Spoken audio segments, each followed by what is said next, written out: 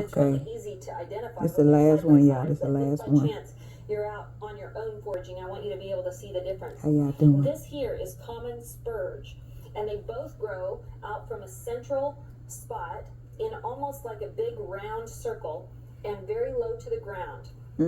Now, I will say this: if you buy the seeds from a seed catalog, this will grow about 4 to 6 inches high. It kind of has some height to it. It's just when I'm gonna be taking mine not on the ground. I'm gonna be taking mine up. Common spurge here has a similar look. The stems are both reddish color. They're both kind of succulent looking, although the leaves of common spurge are not nearly as puffy. They're the same shape, but they're smaller and they're not like succulent leaves. They're just like regular leaves, just the same shape. And the telltale sign really is when you pull this open up from the stem, you're going to see that white, and I don't know if you can see that well or not, but that white glue type, Elmer's glue coming out of it.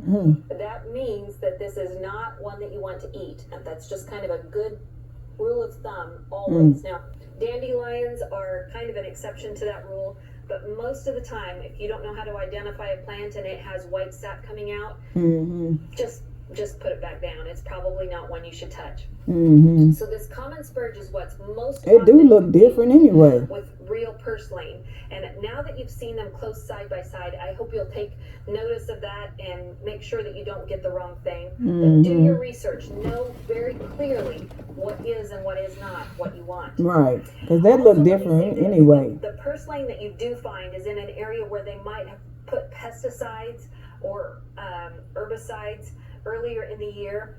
It's notorious because it's kind of a succulent. It really soaks up any kind of moisture that was ever there, and probably it's going to be filled with those toxic chemicals. So you don't want to use that. You really want something that's just out in a wildish type area where it didn't have exposure to any kind of toxic chemicals, because it will have soaked them up. Now, when you do find some, let me just show you how to harvest it. This is so much fun. You can either pick off each of the leaves one at a time and just put them in your little basket to bring inside and wash up and eat. Or I can pick this whole stem and just kind of run my finger down it and pull most of those leaves right off and into my basket. Or the stems themselves are so